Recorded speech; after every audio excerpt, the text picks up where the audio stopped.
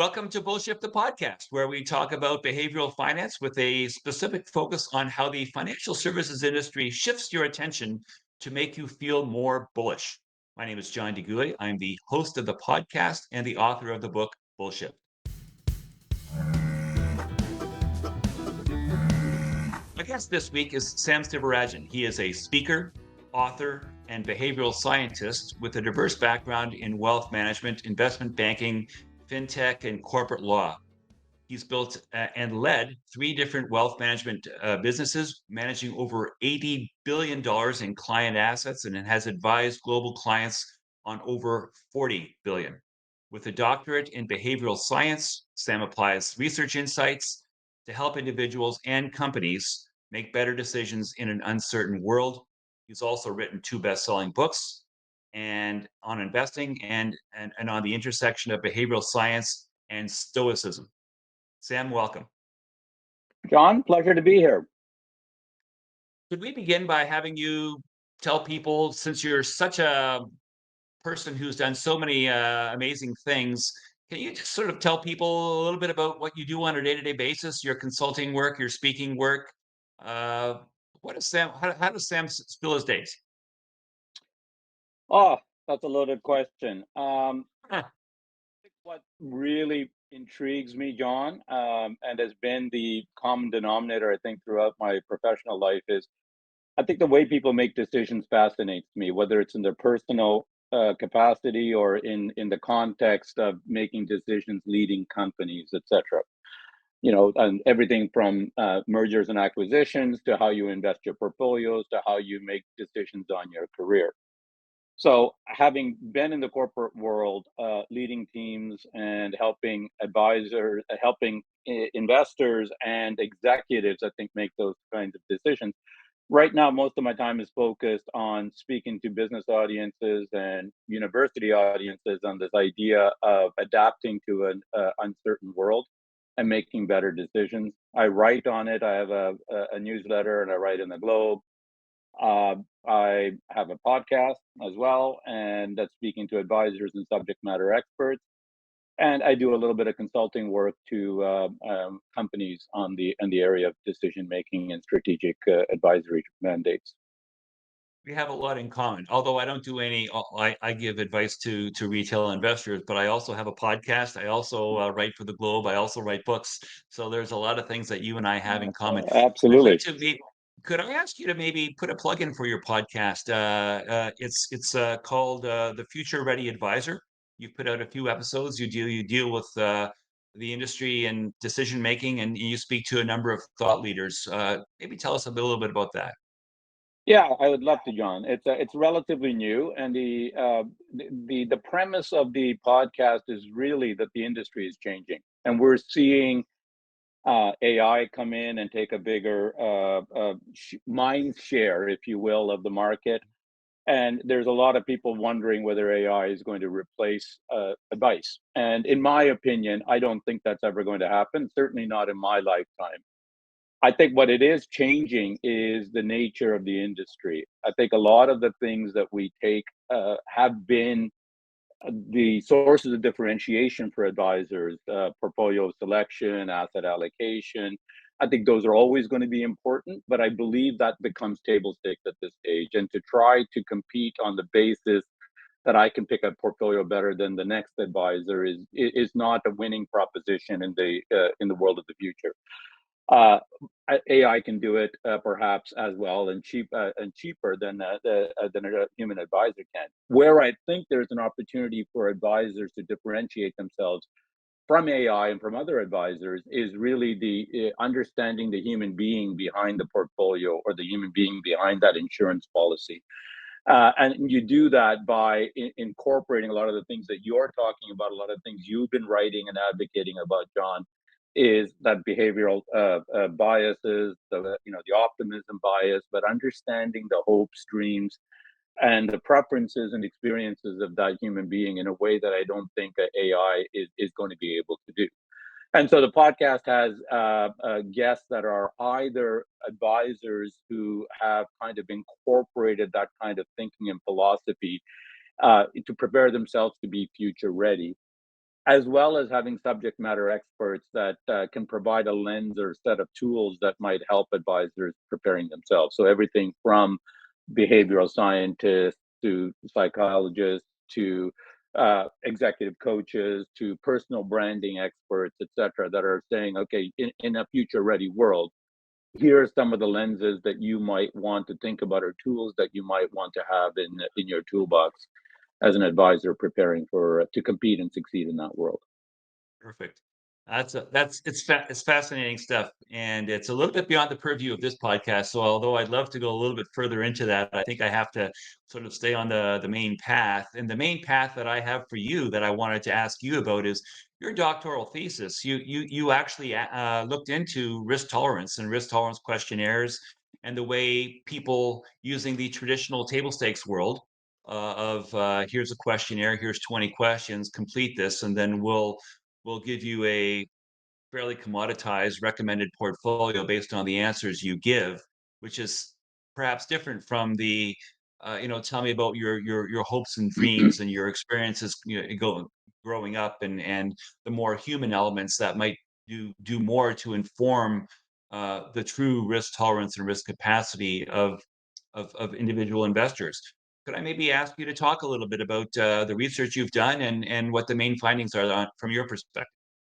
Sure, I'd love to. Maybe I can go back. I think part of what inspired it is I've been in the industry for a number of years.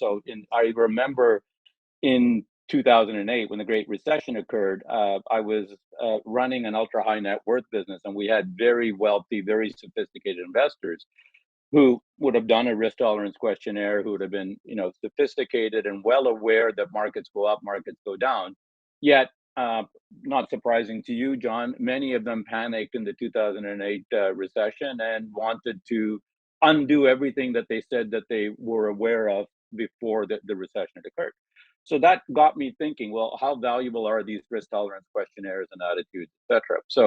My doctoral thesis was really focused on investor and advisor decision making, and including the use of risk tolerance questionnaires. And so I did a combined qualitative and quantitative study of high net worth advisors and investors across the world, but with the primary focus on Canada.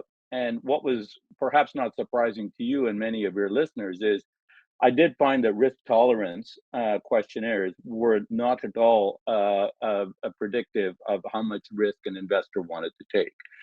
But more than that, I'll highlight a couple of the key findings I thought that your audience will find interesting. Number one, the biggest predictor of investor risk taking was actually their return expectation. So if they expected returns in the market to go be higher, then they wanted to allocate more of their portfolios towards equities. I think very much in line with the thesis of your book and your podcast of this optimism bias. What I also found is that um, and this is interesting, I gave more than 150 advisors a hypothetical client situation. So it's, hypothetical client, gave them the demographics, the financials for that client, and that the primary investment objective for that client was retirement in 10 years. I gave them also a completed risk tolerance questionnaire. The interesting finding was that the portfolio recommendations for these advisors ranged anywhere from 25% of the portfolios in equities to over 75%. So even for advisors, the risk tolerance questionnaire of that client situation was not the biggest factor. It was the advisor's own return expectations that drove their recommendations for their client. And of course, there's other factors that have come in, and there's been a lot of research on it. Everything from demographics, gender, as you're aware, et cetera. But for me, I think the key things that came out of it is that risk tolerance questionnaires, at least the way they're being traditionally measured, did not have the predictive capacity that we expect it to have in the industry, and that the idea of return expectations drive both investor and advisor behavior. It seems to me that there are applications for overconfidence for confirmation bias, for status quo bias in terms of this is what has worked in the past, and so let's just keep on doing that. On the part of both the investor and the advisor, and there's a certain amount of licensing. I think that it's one of the things that I talk about a little bit in Bull Shift is how clients will sometimes look for the advisor that will promise the highest rate of return, even if those returns are not in keeping with what the professional associations would say is a reasonable expectation. It's almost like the way you get business as an advisor is to tell the biggest whopper that can be believed. And if you can get someone to believe that you can get 7%, and they think 7% is a reasonable expectation, then you can land that client. And if you say, well, actually, no, a balanced portfolio will only get you 4.5 or 5, which is perhaps a more reasonable expectation, that's you're being punished for being decent and for being rigorous, because you're setting reasonable expectations, and the ones who set unreasonably optimistic expectations are the ones who land the clients. And that's a real problem, because now and that's especially a problem when we have a major drawdown. It's not a problem when markets are going up. Everyone's got a risk tolerance that they can handle when markets are going up. It's the downside that we have to think about. Did you do any research with regard to loss aversion and prospect theory in terms of the research done by Kahneman and Tversky, and how the pain of a loss is twice as severe as the joy of a gain? Uh, I mean, that's a great question. I mean, obviously, I think Kahneman and Tversky's theory, I think, was the progenitor of the whole behavioral finance and science movement. My uh, my research, I mean, looked at it, but not in any specific detail, and no, excuse me, no conclusions that that they measure up to what I think Kahneman and Tversky found. I think the loss aversion concept, I think, is critical. I think that the pain of loss is felt twice as much as the pleasure of a gain. And I think that coexists to some extent with this propensity to have optimism in the world. I don't think that they're mutually exclusive. And I think your commentary about there's almost rent-seeking behavior on the part of investors to say, "Hey, I want to go to the person that can promise me the best, even if it's not realistic." I think that is a very real feature or bug of the industry at this stage. And maybe I'd make two comments on that. I draw a parallel or an analogy in fitness circles, and we see it as we're coming into January and the new year. There's going to be new diets, new gadgets, etc. But in fitness circles, the key observation, really, and it's the level of realism that you're bringing into the financial world, is that in fitness, no amount of exercise can offset a poor diet. And I would say similarly in personal finance matters, no amount of investing heroics, no matter what an advisor is promising you, can offset poor spending and savings habits. And I think, unfortunately, there are enough clients or investors out there that want the magic bullet, that a portfolio is going to give them a lifestyle that their savings and spending of a lifestyle isn't giving them. And I think and part of it is, I think there is a historical data that I think that is being relied on. So there was a real interesting study with McKinsey in 2016 that said that the returns of the last 30 years, between 1985 and 2014, were around 7.9% in the US, real returns, okay, and after inflation. And that was impressive. And what people aren't uh, taking into account is that is about a 1.5% higher than the 100-year average.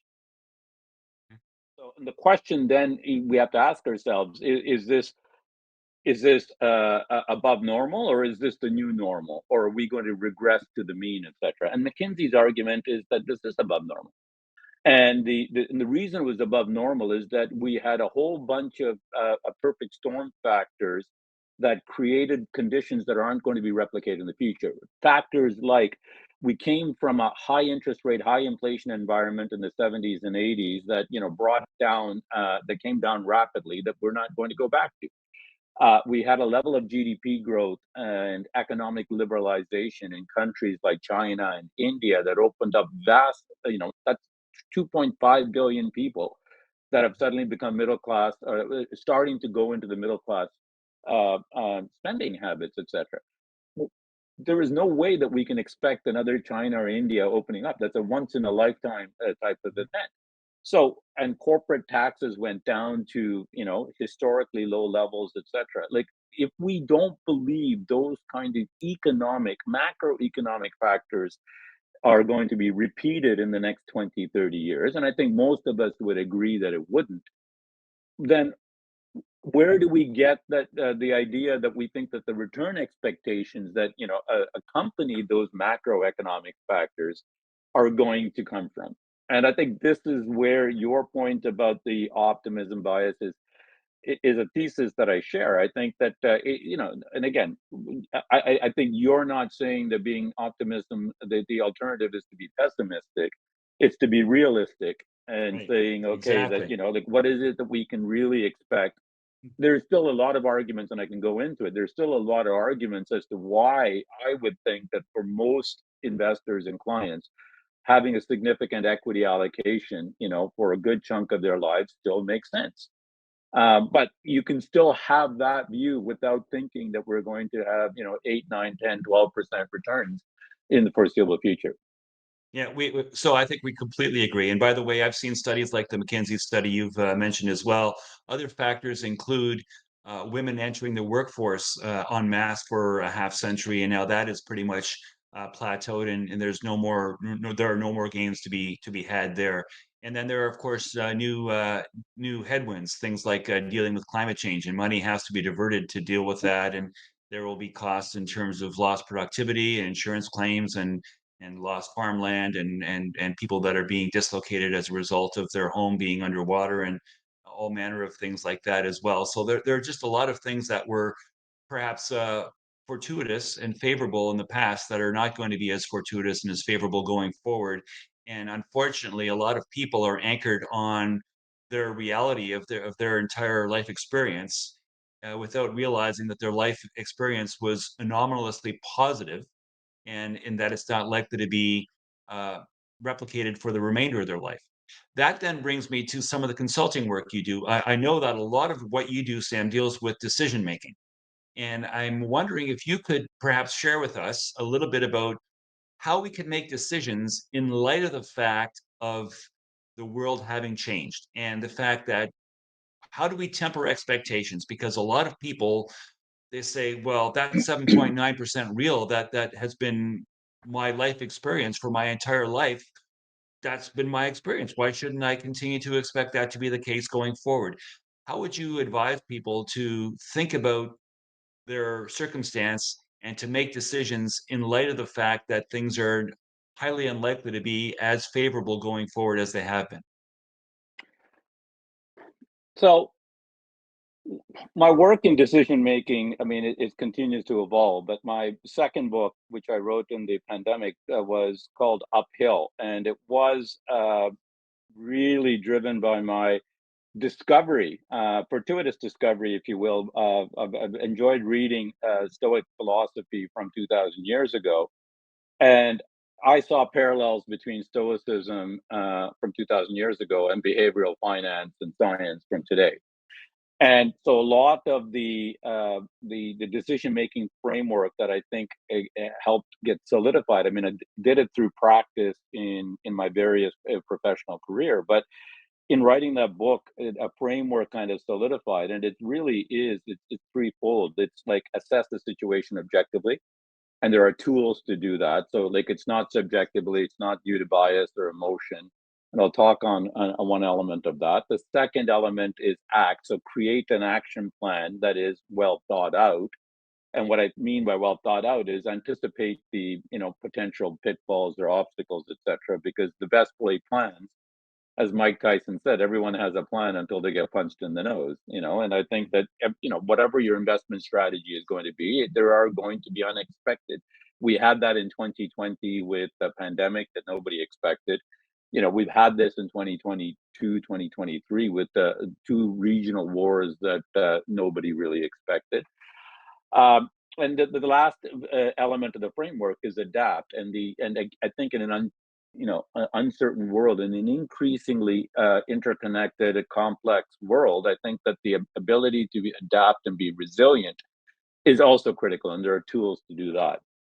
So I'll give you an example of the assess, a tool for the assess. There's the inside versus outside view, and Michael Mabusson has written some great books on this. Had a really great example. So he talked about an analyst who said that a particular stock is going to grow at 25% a year for the next 10 years.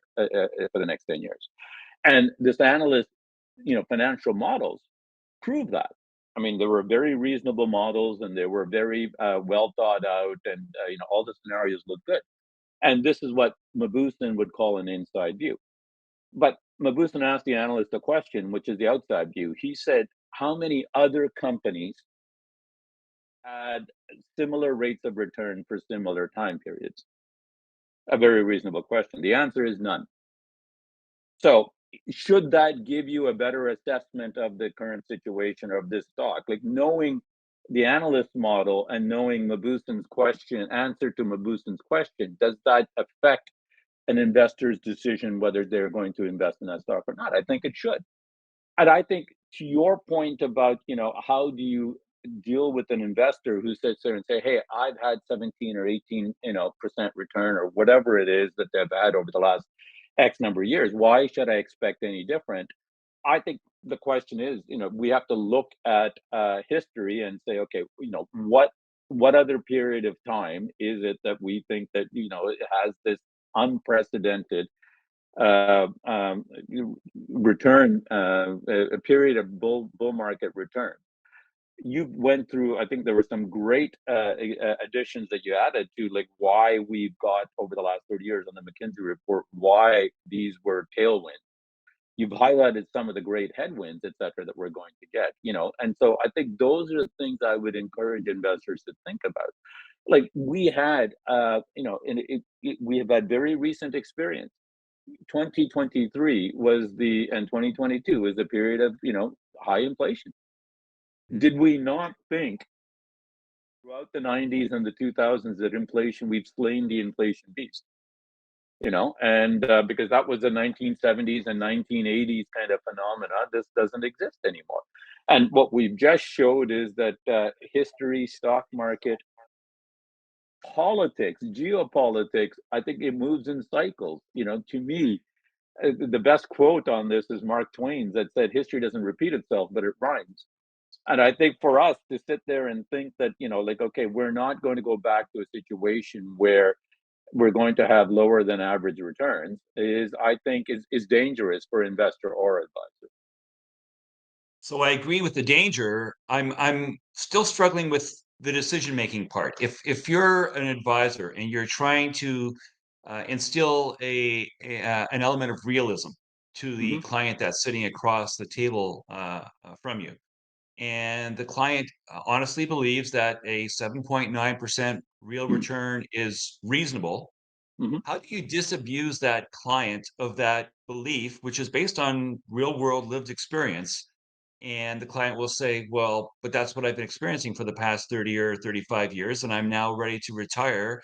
And or let's say it this way: what if the person is only 35 years old and says, "My daddy tells me that I should expect this kind of a return, and I want to retire, at age 62 with Hmm. 2.2 million dollars, Hmm. and I think I can do that by setting aside only $18,000 a year." And then you say, "Well, maybe $18,000 a year would get you there if you could earn 7.9 real. But if you're only earning not 3.9 real, you ain't going to do it." And I think 3.9 real is a more reasonable assumption for expectation for a balanced portfolio over the rest of your working life. How do you actually get that client to say, "Oh, geez, I have to lower my expectations for returns, and consequently," and this is the really hard part, "save a lot more than $18,000 a year if in fact I want to get to that 2.2 million when I'm 62." Look, I think it's a great question. I think that there's as much art as science in that. I can tell you how we or how I used to do it at the teams that I led in my wealth management days. I think part of it is that we would use studies, independent studies like the McKinsey one that I talked about. I think we would explain why these kind of return expectations were anomalous that we've had in the past. But the most important thing I think I would always explain to clients, and for the most of them it worked, is I said, look, the idea for us in planning in putting a portfolio together is to plan for the worst and hope for the best. I think, like, if you are right and that returns are going to be 7.9% a year, you're going to have 4 million or 5 million, etc. If you're wrong, part about decision making is being probabilistic and scenario based as opposed to kind of thinking, 100% this is going to happen, because nobody has a crystal ball. I don't care who it is, they don't have it. But I think that, to sit there and emphasize to the client that, okay, if what happens if you're wrong? What happens, if you're everything that we were, because, you're not, the world isn't unfolding the way that it has for the last 30 years. I mean, like, you know, your climate change is a great example. Like, I mean, those are things that in the last 30 years we didn't really deal with. We don't know what is going to happen in the next 30 years. We don't know the level of damage that's going to occur. We don't understand the level of kind of limits on economic growth that's going to cause, or taxes or anything else that we've got. On that basis, are you feeling that comfortable that you're basically willing to, bet it all on black and write it, etc. And if you're not, okay, and I would caution you as your advisor that you shouldn't. Let's plan a scenario where it doesn't grow that as fast, and let's see what we need to make as those, how we would approach your portfolio on that basis. And ultimately, I would say, John, I think that what I've seen, my experience with a lot of clients is I think that they're being led to believe that they need a certain amount of money, this 2 million or 3 million or 4 million or whatever it happens to be, and without any real work or analysis done to kind of get to that number, etc. And we used to do that work. We used to sit there and create goals-based portfolio to say, okay, how much do you need for your retirement? How much do you need for your kids' education? What's a nice to have goal? What's a must-have goal? And then when we went through that exercise, I think it not only helped clients kind of visualize what they probably really needed, but also what type of return that they would actually need to get in order to get to the level. I had a client in what was it, 2007, had sold a company, had pocketed $40 million, and came to me and said that he needs 15% return a year. And this was 2007, where I think we probably had that. And my first question to the client is why. And he's like, well, what do you mean, why? And I said, look, let's use John as his name. I said, John, okay, if we can get you 15% return a year, that means in 7 years, like, you're over $100 million. Let's leave aside taxes and everything else for simplicity. I said, what are you going to do with $100 million? Because what are you going to spend it on?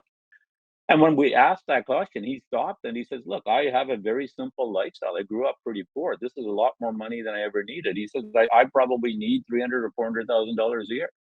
And I said, well, you could put that in a bank account and and get that return, etc. I know I'm talking myself out of a client, but like I said, what do you need it for? And then he actually realized that he doesn't need that kind of return anymore. Like, he wanted to provide for his kids and grandkids, etc. So he wanted a long-term horizon. And we said, okay, like 5% or 6% return, and this is 2007, is not, he doesn't need any more than that. And so when he came to that realization, he was comfortable. And by the way, we had 2008 after that. And then he came back and said, yeah, like, thank you. Right. So Yeah. I think there is no easy answer. I think it's what you do with your clients. It's walking through them. It's being able to kind of demonstrate that, hey, here's the reason why I don't think the 7.9 is realistic. I'm not stopping you from getting 7.9. Like, the way that we're investing, if the market returns 7.9, your portfolio is also going to get 7.9 or better, Mhm. etc. But what we're doing is providing a level of prudence in your planning and portfolio so that you're ready. It's an all-weather portfolio.